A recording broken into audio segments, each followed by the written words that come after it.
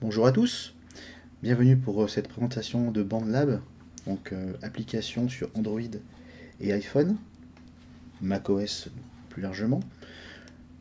Le but est de pouvoir vous donner une application valable sur vos téléphones portables, sachant que d'autres applications existent. J'ai pris BandLab parce que c'est une application qui est libre, enfin qui est gratuite en tout cas, mais qui dit gratuit dit malheureusement avec pas mal de pubs parfois, et on verra que ça peut être une limitation. Il existe d'autres applications comme CapCut que je ne recommande pas directement, même si elles marchent très bien, mais CapCut, il me semble, jusqu'à maintenant, de vous demander de vous enregistrer avec une adresse mail, donc je préfère pas. Donc rentrons dans le vif du sujet avec l'ouverture de BandLab. Donc voici l'écran d'accueil. Vous voyez qu'il y a différents boutons, différentes icônes. Nous allons surtout utiliser l'icône à gauche, la flèche, la croix, pardon, cerclée de rouge à gauche, pour pouvoir ouvrir un nouveau setup. Et nous allons aussi utiliser le bouton tout en bas, Ouvrir Studio, en bas à droite.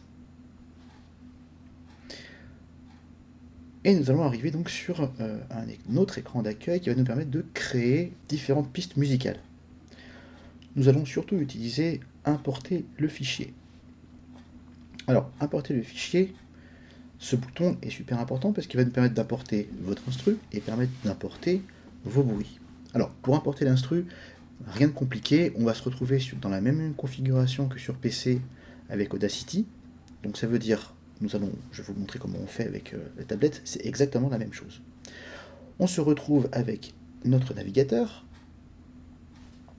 On va aller chercher sur YouTube. On va aller chercher une instrumentale, ici pour les besoins du test, une instrumentale toute simple. On va pas aller chercher très compliqué, on va mettre instru free pour gratuit. Et on va tomber sur des instrus libres de droit. Moi j'ai choisi celle-ci, qui me paraissait simple. Parfait, on va pas non plus. Voilà, elle est très simple. On va copier l'adresse de la vidéo, avec le petit bouton, avec les petits carrés là. Une fois que vous avez copié l'adresse, on va aller sur un téléchargeur de vidéos YouTube, et de vidéos par extension même de son YouTube. Il s'appelle Notube. Alors, Notube, il marche assez bien. Le principe est très simple. Vous collez l'adresse de votre vidéo dans la barre qui se trouve en bas. Vous sélectionnez bien MP3 ou MP3 HD, peu importe. Grand luxe, on prend MP3 HD. Vous cliquez sur OK. Le site va donc charger la vidéo, en tout cas l'audio de la vidéo. On va cliquer sur télécharger. Bon, là c'est parce que je l'ai déjà téléchargé, donc je vais le retélécharger histoire de faire la manipulation. Donc là vous voyez qu'en haut à gauche, le fichier se télécharge. Une fois le fichier téléchargé, il ne reste plus qu'à l'insérer dans notre logiciel. Donc retour dans notre logiciel, BandLab, hop. On va cliquer sur importer le fichier. Et ici vous allez avoir, en triant par audio, vous allez avoir, donc j'ai déjà téléchargé pas mal de bruit, et on va retrouver donc notre instru, donc, qui s'appelle Free Old School.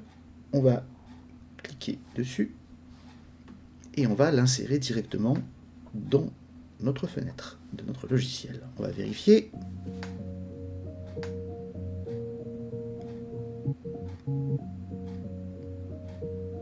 Mad Max. Parfait, on a bien notre instru.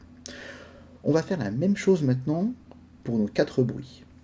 C'est-à-dire qu'on va aller sur des sites comme la Sonothèque, comme Universal Soundbank, et on va aller télécharger des bruits qui nous intéressent. Donc j'ai fait l'essai avec la Sonothèque, je l'ai fait en cours, je l'ai fait avec, je vous le ferai aussi avec Universal Soundbank, qui est un autre site.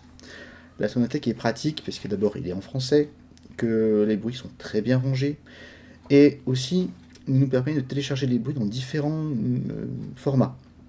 MP3, Wave, OGG. Voilà, donc, on en parlera en cours. Ça a son importance pour la gestion des bruits.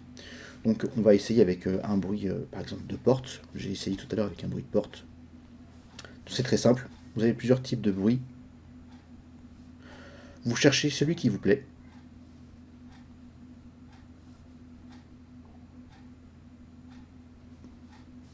Et vous téléchargez celui qui vous intéresse. Par exemple, le premier, moi, il m'allait bien. Je vais le télécharger. On vous propose donc plusieurs types de formats. Wave, BWF, AIF, MP3, OGG, etc. Bon. Vous voyez que tous ces formats n'ont pas le même poids en termes de kilooctets. Entre un fichier Wave de 347 kilooctets et un fichier MP3 de 99 kilooctets, il y a un peu plus de 3 fois plus de poids avec le Wave.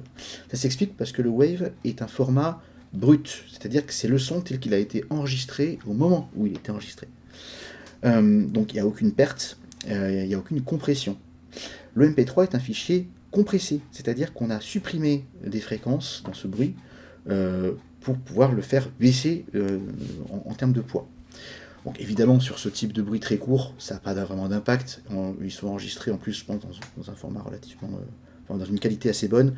Donc que vous mettiez en MP3 ou en Wave, ça ne changera pas grand-chose à votre projet. Mais bon, néanmoins, comme c'est 347 kilooctets pour le format Wave, c'est pas très lourd, on peut se permettre de l'enregistrer dans un format brut. Si jamais vous avez un fichier très long, ça peut arriver si vous voulez faire par exemple des ambiances sonores avec des sons qui font plusieurs minutes. Vous allez vite vous retrouver avec des sons qui font plusieurs mégaoctets, voire dizaines, centaines de mégaoctets. Là, par contre, le format MP3 est intéressant parce que vous allez gagner du temps et de la lourdeur dans votre projet. Donc ça peut avoir vraiment un impact. Je vais vous montrer. Donc là, je télécharge mon bruit. Donc il a déjà été téléchargé, donc c'est pas la peine, je vais pas le retélécharger. Mais si je mets, par exemple, ville, je vais avoir rue d'Aubervilliers, appartement parisien, fenêtre fermée. Je vais avoir différents types de bruits encore une fois, et surtout des bruits qui sont assez longs. Celui-ci doit faire, c'est marqué, on n'a pas la longueur du... C'est dommage. Mais vous voyez qu'en termes de format, il fait déjà 91 mégaoctets. Le fichier MP3 ne fait que 7. Donc on a vraiment un intérêt à prendre le format MP3 dans ces cas-là. Vous téléchargez vos fichiers, tout ça. Une fois que vos fichiers sont téléchargés, vous n'avez plus qu'à revenir donc dans BandLab et les mettre dans votre logiciel. Donc je trouve que ce qui est moins pratique qu'avec Audacity, c'est que dans BandLab, il faut faire bruit par bruit. Là où dans Audacity, on peut mettre tous les bruits d'un seul coup. Là, vous êtes obligé d'appuyer sur le petit plus qui se trouve à gauche, là. D'importer encore une fois le fichier. D'aller chercher, faire d'abord le tri par audio. D'aller chercher votre bruit de porte, par exemple. Là, hop, le bruit de porte. On va aller chercher, encore une fois, on retrie par audio. L'ambiance du périphérique, voilà. Vous allez voir que c'est un bruit qui est très long. Je dézoome un petit peu. Voilà. Lui, pour le télécharger, j'ai pris, je crois qu'il faisait 147 mégaoctets. Donc vous voyez que c'est fait des bruits assez longs. J'en prends encore un, s'il veut bien. Je trie par audio. On va prendre un bruit de pas, aussi assez long. Et un petit dernier, qui était le bruit d'une voiture. Voilà. Vous avez téléchargé tous vos bruits. Maintenant, là, si vous le mettez en l'état, tous vos bruits sont calés au début, donc aucun intérêt.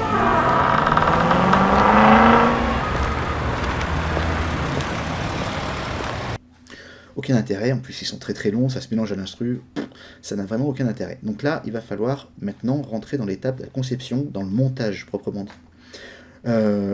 Il faut faire en fonction de ce que vous avez... de ce que vous voulez faire de votre montage, où est-ce que vous voulez mettre les bruits, en fonction du texte, en fonction de l'ambiance, en fonction de toutes ces choses-là.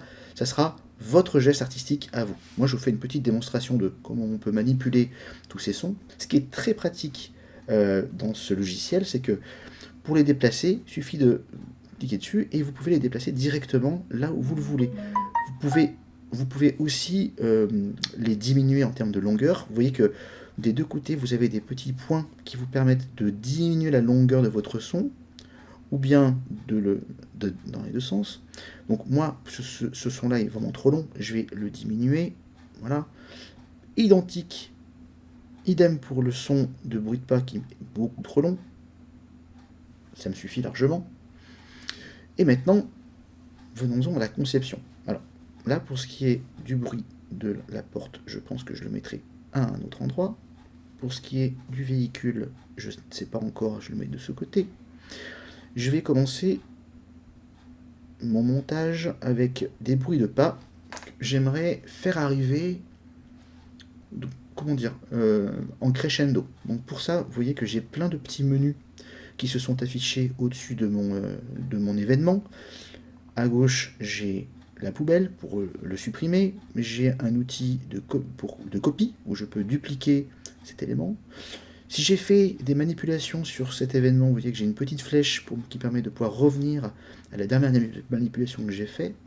Et il y a aussi ces trois petits points qui sont donc un menu supplémentaire où on va trouver énormément d'options. Notamment une option qui s'appelle le fondu.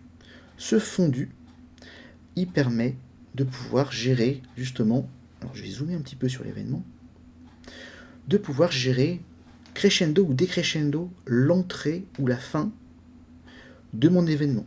Donc là, si je décale le curseur gauche, je vais faire rentrer un fondu d'ouverture. Vous voyez que je peux le modifier jusqu'à la fin, même si je veux. Donc je peux le faire arriver en total crescendo.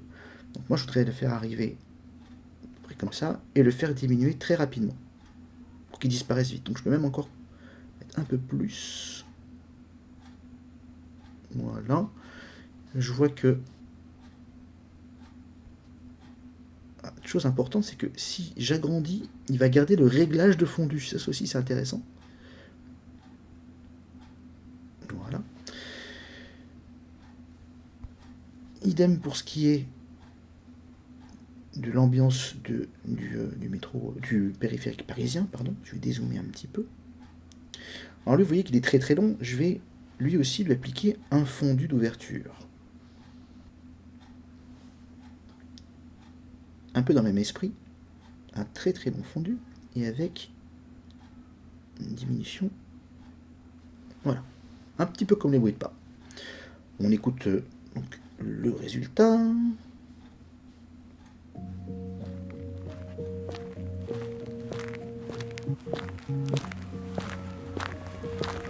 Mad Max, Mad Max.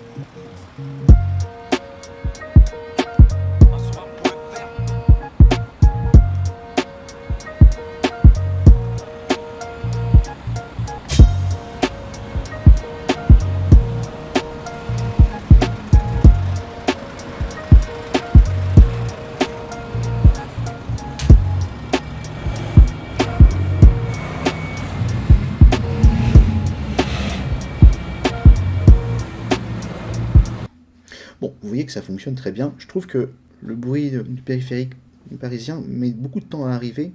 Je pense que je vais le réduire un petit peu. Alors, il y a un endroit qui m'intéresse, c'est cet endroit-là. Un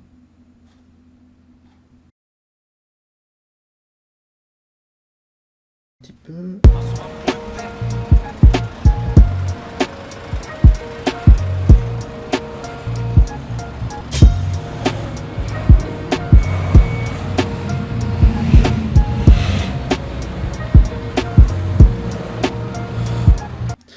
Vous voyez que le bruit du périphérique, là, il est un petit peu présent quand il est vraiment à cet endroit-là, à son apogée. Peut-être le baisser un tout petit peu en termes de volume sonore. Donc dans ces cas-là, vous avez en bas à gauche un menu qui vous permet d'avoir la table de mixage de vos bruits en fait. Donc tout simplement, je vais venir baisser le volume de mon bruit. 3 dB, ça me paraît pas mal. Je reclique sur le même bouton et je vais avoir normalement moins de présence.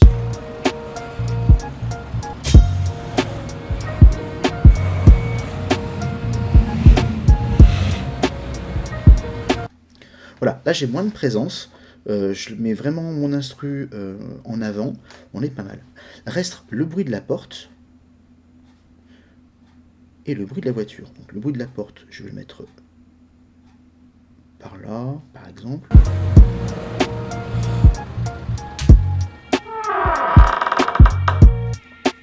Bon, le bruit de la porte, il est vraiment très très fort. Donc je retourne dans ma table de mixage, je viens baisser très fortement le bruit de la porte parce qu'il est vraiment trop présent. J'ai pas envie qu'il soit trop présent, je veux quelque chose de léger. Hop. Je reviens, je réécoute.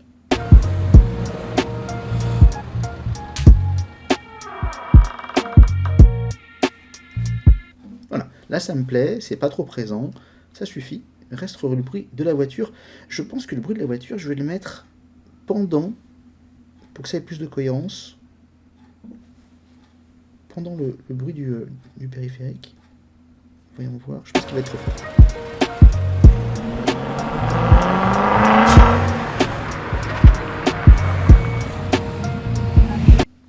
Oui, il est carrément trop fort. Donc je veux vraiment que ce soit quelque chose de léger aussi. Voilà.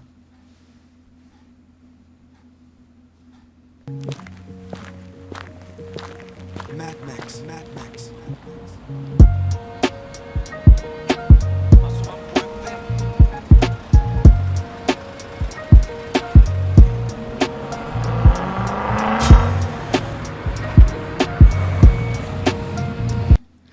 Voilà, là je trouve ça pas mal.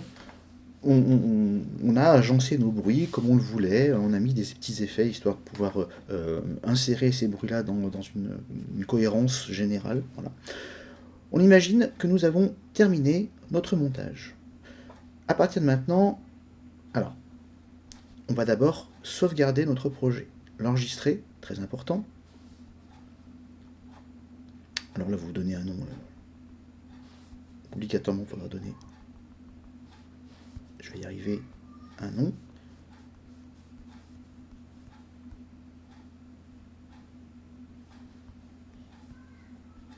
Tutoriel BandLab. Voilà. Ok. On valide avec la petite coche en haut à droite. Le projet est enregistré. Vous risquez pas de le perdre, tout ça. Le problème avec BandLab, c'est que vous ne pourrez pas exporter votre fichier. Moralité, vous serez obligé d'apporter votre terminal, c'est-à-dire votre téléphone portable ou votre tablette, le jour de l'évaluation. Vérifiez bien que vous avez une prise jack sur votre terminal, sur votre téléphone ou votre tablette. Si vous n'avez pas de prise jack, je ne pourrai pas lire votre travail. Ou alors il faudra me l'envoyer, le partager, ça va mettre du temps et on aura. Ou alors il faudra anticiper la chose. Pensez bien à ça, ça peut vraiment être un moment bloquant si vous n'avez pas de prise jack ou si vous n'avez pas préparé votre travail, préparé ce genre de choses, ce genre de manipulation, ça peut vraiment mettre un frein à votre évaluation. Je vous souhaite un bon travail et si jamais vous avez des questions, n'hésitez pas en cours à me les poser sur ce logiciel. Bon courage à tous.